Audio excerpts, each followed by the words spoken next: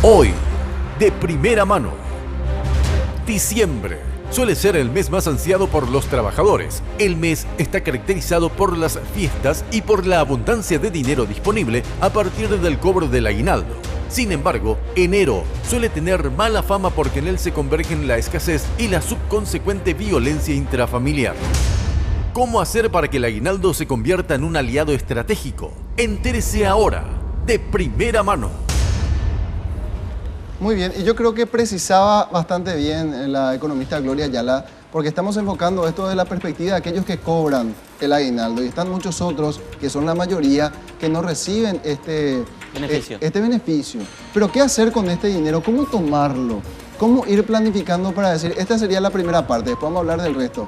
Cuando uno recibe el aguinaldo, ¿qué es lo que se recomienda, Gloria? Hay que tener en cuenta de que el aguinaldo en realidad es un derecho. No es un beneficio, no es un privilegio, es un derecho. Pero lastimosamente en nuestro país aproximadamente solo el 20% de las personas cobran aguinaldo. Entonces hay que entender que diciembre es un mes muy característico por gastos extraordinarios, el espíritu navideño que nos invade, pero los precios también tienden a subir y eso le afecta al 100% de la población. Ahora, quienes tienen la expectativa de cobrar un aguinaldo, a veces en junio, julio ya lo licuaron. Entre endeudamiento o bueno, voy a tomar un préstamo para pagar eso, o también bajo el compromiso de compra de algo, particularmente en ese momento. Y enero se convierte en el mes más largo, porque aguinaldo e incluso salario de diciembre, muchas empresas pagan en la quincena de diciembre. Y ahí entonces se evapora el sueldo, Gloria. 2 semanas de diciembre y las 5 de enero. 7 semanas hay que lograr administrar y la gente asume de que todo se puede licuar en 2. El 31 de diciembre se termina el mundo. No, el 1 de enero seguimos con nuestras cuentas muy felices y resulta que mucha gente ya sin dinero. O sea, lo que se genera también, y es por la sobreoferta, que en realidad está entre comillas, que se realiza durante este mes, se genera como falsas expectativas también. Yo como que creo tener mayor poder adquisitivo y en realidad es porque inyectaron un poquitito más de dinero en este mes. Pero esto que vos significabas es muy importante para la gente que quizá crea que ese es el momento oportuno para comprarse cosas y en realidad probablemente se esté elevando a un cuánto por ciento aproximadamente los productos según tu experiencia. Lo que pasa es que hay productos característicos de la época y entonces aunque no se eleven porcentualmente el precio de lo que usualmente compro, cosa que probablemente sí suba, lo que pasa con el consumo doméstico es que compro más cosas de lo normal. Ajá. O sea, normalmente no compro, no sé, arbolito de Navidad. Arbolito de Navidad, no compro pan dulce, no compro sidra, no compro postres, no compro tanta cantidad de gaseosas o de otros productos que se consumen en diciembre. Entonces tenemos la fiesta de Cacupé que ya empieza a ser un motivo de gasto. Ese feriado largo los muchachos le meten el asado, ¿sabes cómo funciona? Después ya nos viene Navidad y Año Nuevo con solo una semana de diferencia. Entonces, tenemos como 3 fiestas que implican un gasto extraordinario.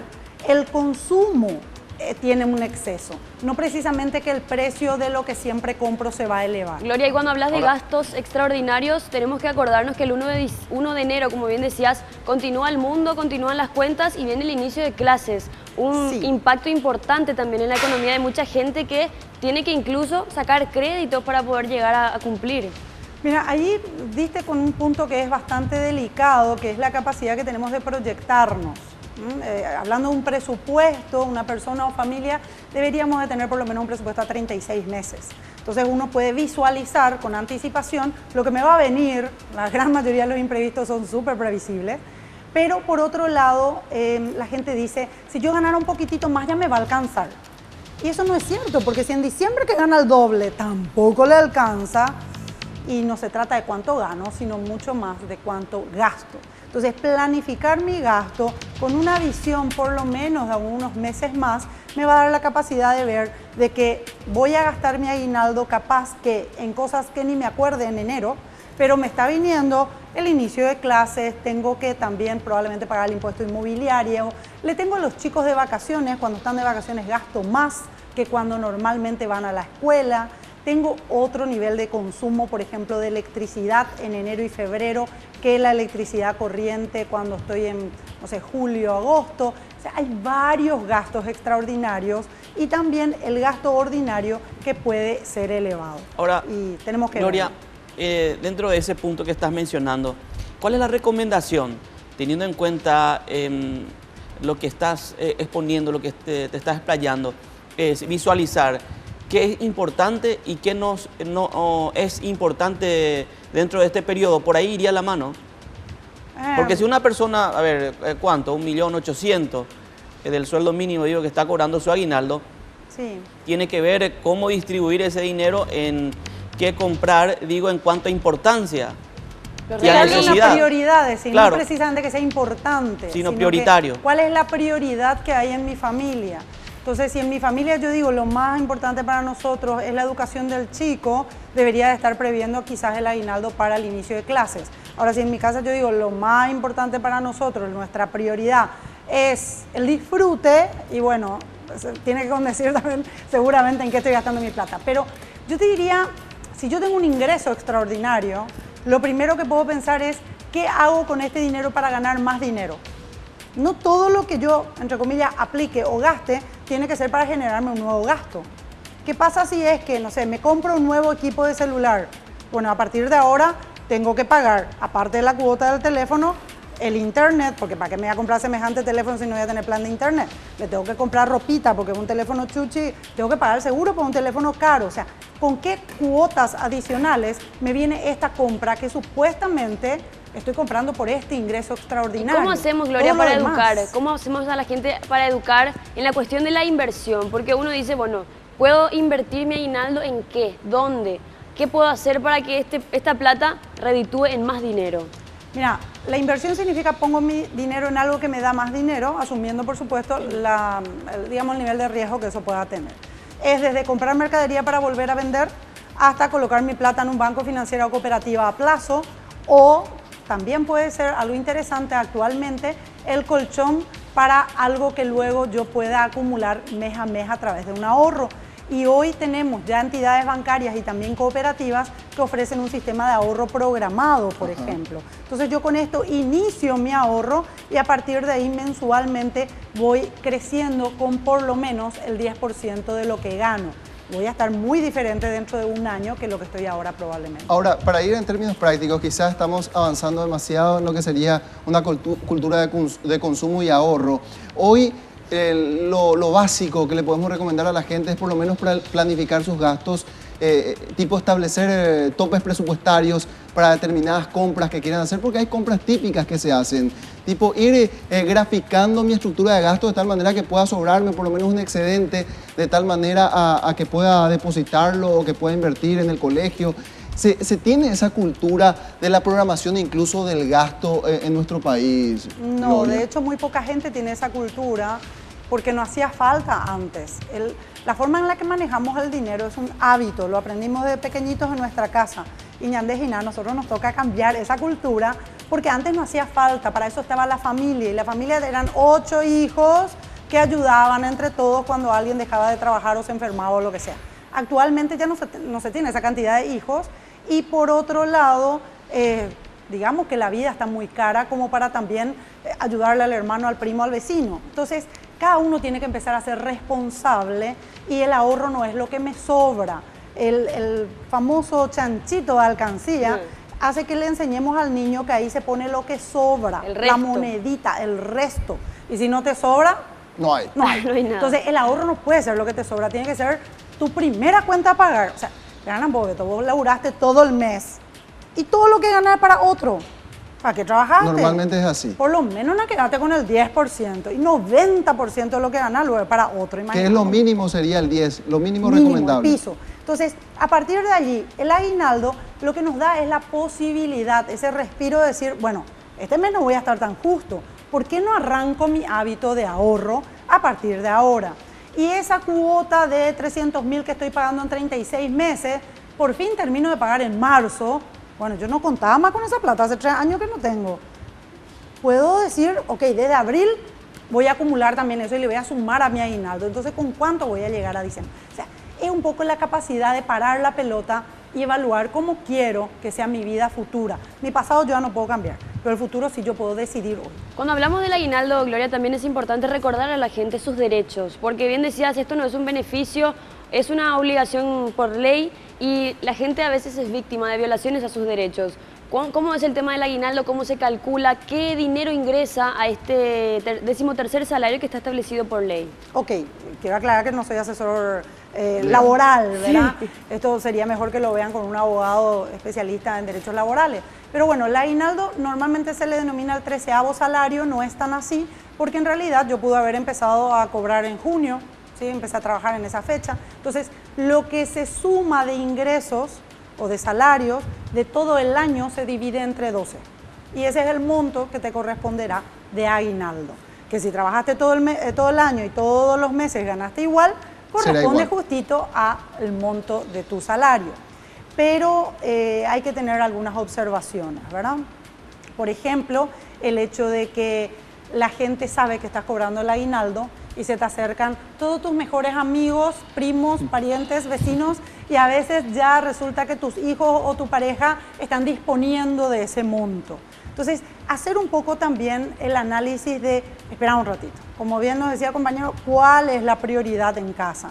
Evaluemos y a partir de allí, que no sea que se te vaya el aguinaldo, que con tanto esfuerzo adquiriste ese derecho durante todo el año, se te vaya en, no sé, el brindis de la Nochebuena. Sí. Que suele ocurrir. Que suele ocurrir. Ahora, yo quisiera tratar de analizar un poco más el comportamiento económico en sí como una masa, porque se dio en los últimos años, y si mal no recuerdo, desde la administración de Dionisio Borda en el Ministerio de Hacienda, que el gobierno salió a pagar de manera simultánea sueldo más aguinaldo, y lo hacían precisamente a mediados del mes. ¿Cuál es el impacto que tiene tanto volumen de dinero inyectado al mercado y de qué manera repercute a ese 80% que vos decías que no recibe aguinaldo, que no tiene ese ingreso adicional y que se las tiene que ver peleando contra el mercado que está sobredemandado en esa época? Un poco simplista, digamos, la figura, porque no tenemos todo el tiempo para poder hacer el análisis real. Pero básicamente cuando hay mucho tomate en el mercado, baja el precio, ¿verdad? Sí. Entonces, cuando tanto dinero se inyecta, también tiende a bajar incluso el nivel de precios. La masa circulante puede afectar incluso para la baja de precios. Lo que pasa es que eso nos viene acompañado casi de una psicosis colectiva de compra, compra, compra, compra. Lo ideal es salir a comprar lo que ya sé que voy a comprar entre Navidad y Año Nuevo, entre regalos y cosas que puedo guardar entre noviembre y la primera semana de diciembre. Entonces aquí viene la observación, antes que todo el mundo se vuelva loco, salir a comprar si ya tenés la capacidad. O podés comprar con tu tarjeta, pero apenas cobras el aguinaldo, cancela ese monto de la tarjeta, por ejemplo. Es lo ideal. Entonces, empezar un poco a analizar tu consumo con anticipación y no por el impulso de que todo parece luego urgente que tengo que salir a comprar. Un comportamiento nocivo de la gente también es, Gloria, ir a una tienda sin saber qué uno quiere. Ir a mirar, a ver qué hay de lindo, y todo es lindo, todo estira para comprar y me parece que uno no se pone límites. La recomendación podría ser ir con un objetivo en claro, voy a comprar esto, agarro y salgo volando. O sea, en realidad, como te decía, es un hábito que debería, por ejemplo, este comprador compulsivo al que estás describiendo probablemente tampoco haga la lista para ir al supermercado. En mi casa yo tengo que saber lo que necesito. Sí. Si yo hago la lista de lo que necesito en mi casa y no me voy al súper a que me vendan, me voy a comprar. Fíjense que es una diferencia, parece sutil, pero muy importante. Entonces, si yo tengo la lista de las personas a las que les tengo que comprar un regalo, supongamos, bueno, están mis hijos, está mi mamá, ya puedo definir, por ejemplo, el monto máximo que puedo gastar en cada regalo. Y con eso me voy a hacer mi compra. A lo mejor no sé lo que voy a comprar, pero ya tengo el monto máximo del que no debo pasar. Tengo un tope para no extralimitarme con este entusiasmo. Y lo otro es entender de que no me van a querer ni más ni menos porque le compre un kepi o una hermosa cartera. O sea, cuidado con tratar de comprar el cariño o de lavar las culpas de todo lo mal que me porté en el año con este tipo de gestos. Porque en algunos casos no alcanzará el aguinaldo para limpiar las culpas. Nada, pero se puede explotar la creatividad. Por lo general, lo que se busca también es lo que decía Beto, hacer esa inyección para que haya circulante. Es decir, yo recibo mi aguinaldo, pero no, que no me quede justamente con mi aguinaldo, sino que vaya a hacer compra y que de esa forma exista ese circulante. Pero puedo pagar mis deudas también. Claro. Y también va a existir el circulante, aunque yo no empiece a comprar como loca. O sea, ¿qué pasa si yo hago un análisis dentro de mis prioridades y diga, bueno, estas deudas que estoy pagando con una tasa de interés alta, me conviene amortizar o cancelar de alguna manera por lo menos una parte, y entonces con esto, que ya voy a estar más tranquilo con mi nivel de endeudamiento, puedo dirigir a ahorro o a compras. Por supuesto que vamos a comprar y por supuesto que vamos a gastar. O sea, te diría, es un momento de un análisis casi egoísta de qué me conviene a mí. Totalmente. Y no se preocupen tanto por, híjole, si yo no gasto mi aguinaldo, le voy a perjudicar a la macroeconomía. Es sumamente importante lo que dijiste, Gloria, que la decisión de pagar deudas es una decisión de la persona, no puede ser una imposición de las entidades bancarias, ni mucho menos, porque hay que recordar esto, porque algunas personas no saben, no te pueden descontar ni 1000 guaraníes del aguinaldo porque es un beneficio o un derecho inembargable. Quiero hacer una aclaración con lo que estás diciendo. El aguinaldo es inembargable, totalmente de acuerdo, pero si yo firmé un pagaré, tomé una deuda y tengo el compromiso de pagarla en diciembre, tengo que usar del recurso que yo tenga para pagar esa deuda. Claro. No es porque mi deuda vence en diciembre que yo puedo decir, no, yo no puedo usar mi aguinaldo para... O sea, No no puedo incumplir mi obligación de pago. De hecho, que después ahora te que viene no el me puedan interés mucho más descontar es alto otra y- cosa. De hecho, que más adelante vamos a tocar ese tema también con gente del Ministerio del Trabajo, haciendo esa aclaración, porque muchas veces lo que hacen los bancos es adelantarte el cobro de tu aguinaldo y sobre eso luego efectivizan algunos que otros descuentos con determinadas tasas de intereses, pero son contratos que uno firma con anterioridad. Es un préstamo que vence en diciembre. Exactamente. Una última cuestión, no sé si ya está disponible porque queremos hacer el contraste. Lo que dice Gloria Ayala con todos los consejos que nos está dando, y de hecho que ya estuvimos anotando, versus lo que piensa la gente de qué hacer con el aguinaldo. Escuchen lo que decía. Sinceramente, mi aguinaldo llegó para mi familia. Lo ahorro para mi familia. Claro, para mis hijos. Solamente para mis hijos, claro. Todo gasto para mis hijos, después ya que vienen terminan las vacaciones, después ya llegan las clases, ¿verdad? Y gastaría en pagar mis deudas, ¿verdad? Que tengo muchas deudas. En todo lo que puedo utilizar de la mejor manera posible porque realmente no sirve, no sobra casi nada. Digamos que estuviste acumulando este año muchas deudas, compras. Mucho, pero es importante pues estar al día. Sí, y después para hacer las compras en la casa, para los hijos, después ya está otra vez la matriculación, todo eso. Me voy a ir de vacaciones. Sí. ¿Acá en Paraguay? No, acá en Paraguay, en Encarnación. Con mi familia. ¿Alguna otra compra? No. Solo eso tengo planeado. Ahorrar para enero, que es bastante largo. Y vemos qué le falta a los chicos y así cosas. ¿El año anterior tenés experiencia, gastaste de más, el aguinaldo no te alcanzó? No. Trato de cuidar. Sí. Muy bien, encontramos gente muy responsable en algunas respuestas. ¿Será sobre todo- aspiracional la respuesta? Probablemente, ¿verdad? Y una que está congeniando un poco con lo que está exponiendo Gloria, Sí. que es la del ahorro. El ahorro. El ahorro. Y después el resto como que se Las ajusta vacaciones a lo que pensamos todos, son ¿verdad? O importantes sea, que también, yo estoy Dani. segura que si salimos a la calle a preguntarle a la gente qué tipo de programa le gustaría ver en televisión, toditos van a decir culturales, educativos. Sí, pero nadie ve. Pero después el rating no muestra eso. Es cierto. Entonces yo, por ejemplo, uso demasiado ropa ya. Entonces, ese tipo de cosas, las respuestas a veces son muy aspiracionales. Yo sé lo que tengo que hacer, pero yo también sé que tengo que comer fruta, verdura y hacer ejercicio. No, por eso hago. Entonces, cuidado un poquito sobre la coherencia entre mi discurso y lo que en la práctica terminamos haciendo. Ahí está, y te agradecemos por este consejo final también, Gloria. Sabemos que tenés algunos compromisos y agradecemos bastante el tiempo que compartiste con nosotros. Un gusto la invitación. Muy bien, al volver de la pausa vamos a estar hablando del otro lado de la historia, la parte legal, cómo se estará fiscalizando que las empresas cumplan con este compromiso. Según las estadísticas, 70 empresas el año pasado fueron sancionadas por no haber pagado en tiempo y forma el aguinaldo a sus trabajadores. De eso estaremos hablando más adelante.